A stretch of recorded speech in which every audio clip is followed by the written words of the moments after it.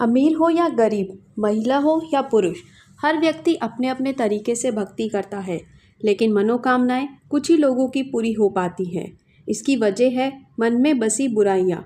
जब तक मन से बुराइयाँ खत्म नहीं होंगी, तब तक मन पवित्र नहीं होगा और ना ही भक्ति में मन लगेगा। पूजा करते समय भी मन में इधर उधर की बातें चलती रहेंगी। इसलिए भक्ति का आनंद लेना चाहते हैं तो सबसे पहले हमें अपने मन को पवित्र बनाना चाहिए। ये बात एक लोक कथा से समझते हैं। जानिए ये कथा। एक गांव में एक संत घर घर जाकर भिक्षा मांग रहे थे। घूमते घूमते संत एक दुकान पर जा पहुँचे। दुकानदार से भिक्षा मांगने के लिए संत उसके पास पहुँचे। दुकान में बहुत सारे छोटे बड़े डिब्बे रखे हुए थे। दुकान की सजावट भी बहुत अच्छी थी। संत उसकी दुकान देखकर बहुत प्रभावित हुए। संत ने दुकानदार से पूछा कि भाई, तुमने इतने सारे डब्बों में क्या क्या भर रखा है? दुकानदार ने जवाब दिया कि घर के लिए ज़रूरी सभी चीज़ें हैं, किराने का सामान है, मसाले और अन्य चीज़ें हैं। संत ने एक डब्बे की ओर इशारा करते हुए पूछा कि भाई, उस डब्बे में क्या है? दुकानदार ने कहा कि उसमें तो लाल मिर्च है। संत ने दूसरे डब्बे के बारे में पूछा तो दुकानदार ने बताया कि उसमें नमक है। इस तरह संत ने दुकानदार से कई डब्बों के बारे में पूछ लिया।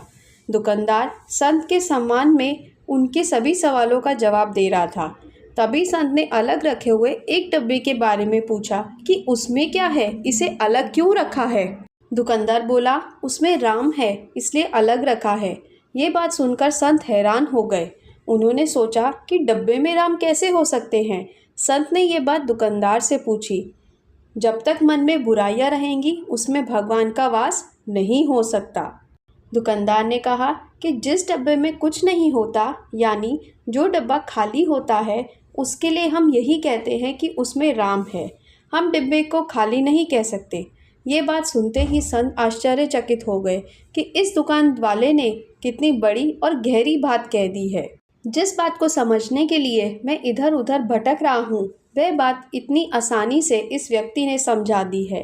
संत ने सोचा कि मैं तो भगवान की कृपा के लिए कब से भक्ति कर रहा हूँ, दर दर भटक रहा हूँ, लेकिन मैं बात नहीं समझ पा रहा था कि मुझे भगवान की कृपा क्यों नहीं मिल पा रही है। जब तक मेरे मन में बुराइयां हैं, मेरा मन फालतू बातों से भरा हुआ है, तब तक मुझे भगवान की कृपा नहीं मिल सकती। भक्ति का आनंद लेने के लिए सबसे पहले मुझे मेरे मन को खाली करना होगा, तभी उसमें भगवान आ सकेंगे। इस प्रसंग से हमें यह संदेश मिलता है कि अधिकतर लोगों के मन में गुस्सा, लालच, मोह, घमंड, दूसरों के लिए जलन और गलत विचार जैसी बुराइयां हैं। तब तक हमारा मन भक्ति में लग ही नहीं पाएगा। भक्ति में मन लगाना चाहते हैं तो हमें सबसे पहले इन बुराइयों को ख़त्म करना होगा। जब मन शांत और पवित्र हो जाएगा तो भक्ति में आनंद ही आनंद मिलेगा और भगवान की कृपा भी मिल जाएगी।